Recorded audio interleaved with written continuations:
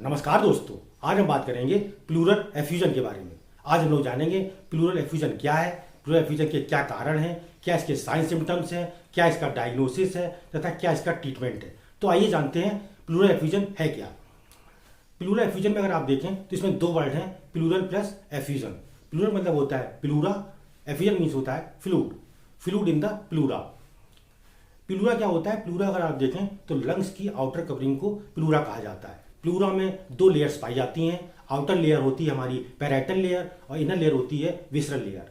इसमें एक फ्लूइड भरा रहता है जिसे प्लूरल फ्लूइड के नाम से जाना जाता है। जब प्लूरल फ्लूइड की मात्रा सामान्य से अधिक हो जाती है, इस कंडीशन को प्लूरल एफ्यूजन कहा जाता है। प्लूरल एफ्यूजन को वाटर ऑन द लंग्स भी कहा जाता है। आप लोग जानते हैं जब लंग्स में पानी भर जाता है उस कंडीशन को प्लूरल एफ्यूजन कहा जाता है।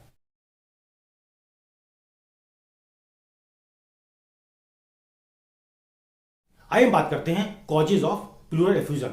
प्लूरल एफ्यूजन के निम्न कारण हो सकते हैं। सबसे पहला कारण हमारा है CHF, कंजेस्टिव हार्ट फेल्योर। दूसरा कारण हमारा है पल्मोनरी एम्बोलिज्म। नेक्स्ट कारण हमारा है सिरोसिस। नेक्स्ट कारण हमारा है इंजरी। नेक्स्ट कारण हमारा है निमोनिया। नेक्स्ट कारण हमारा है कैंसर। नेक्स्ट कारण हमारा है TB। नेक्स्ट है हमारा किडनी की डिजीज हो जाए। नेक्स्ट कारण हमारा है इंफ्लामेटरी डिजीज। नेक्स्ट कारण हमारा है ऑटोइम्यून डिजीज।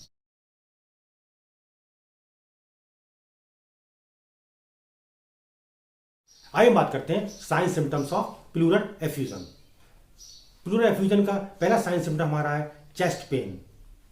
इसमें पेशेंट को बहुत ज़्यादा सीवियर चेस्ट पेन होता है। पेशेंट को काफ़ी खांसी आती है। पेशेंट को शॉर्टनेस ऑफ ब्रीथ की प्रॉब्लम हो सकती है।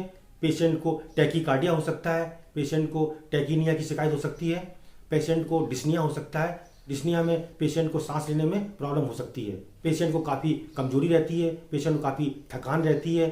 पेशेंट को काफ़ी बेचैनी फील होती है। पेशेंट को फीवर आ सकता है। पेशेंट को ठंड लगती है।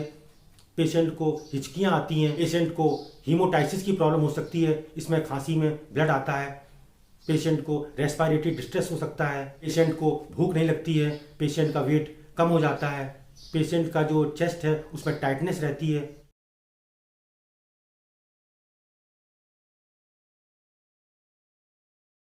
आइए हम बात करते हैं diagnosis of pleural effusion. Pleural effusion को निम्न प्रकार डायग्नोज कर सकते हैं आप। पहला है हमारा फिजिकल एग्जामिनेशन के द्वारा। दूसरा है हमारा हिस्ट्री कलेक्शन के द्वारा। नेक्स्ट है हमारा चेस्ट का एक्सरे कराया जा सकता है। ब्लड टेस्ट करा सकते हैं आप। पेशेंट का CT स्कैन करा सकते हैं। पेशेंट का अल्ट्रासाउंड कराया जा सकता है। पेशेंट का पल्मोनरी फंक्शन टेस्ट करा सकते हैं। एक जो इंपॉर्टेंट जांच है इसकी, उसको बोलते हैं थोरासेंटेसिस।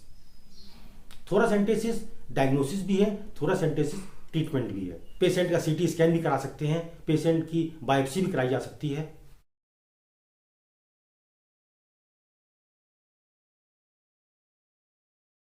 अब हम बात करते हैं ट्रीटमेंट ऑफ प्लूरल एफ्यूजन।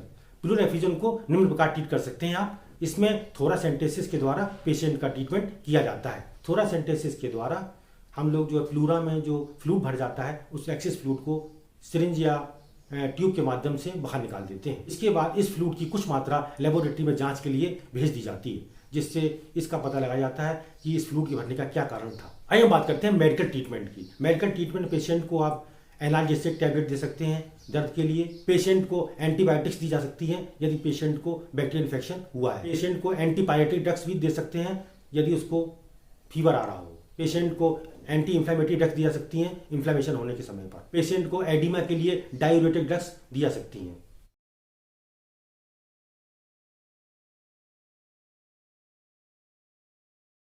अब हम बात करते हैं होम्योपैथिक ट्रीटमेंट की। पेशेंट को होम्योपैथिक ट्रीटमेंट में आप निम्न दवाएं दे सकते हैं, जैसे आर्सेनिक दे सकते हैं आप। पेशेंट को हीपरसल्फ दिया जा सकता है। पेशेंट को ब्राइनिया दे सकते हैं। पेशेंट को एंट्रिमटार्ड दी जा सकती है। पेशेंट को काली कार्ब दे सकते हैं। पेशेंट को रस्टॉक्स दवा दी जा सकती है।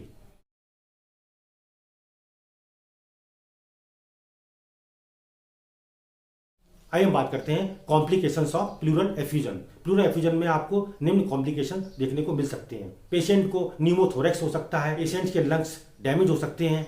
पेशेंट को एम्पाइमा की प्रॉब्लम हो सकती है। तो ये था हमारा एक छोटा सा टॉपिक प्लूरल एफ्यूजन। आप हमारे वीडियो को लाइक कर सकते हैं, आप हमारे वीडियो को शेयर कर सकते हैं तथा आप हमारे चैनल को सब्सक्राइब कर सकते हैं। Thank you.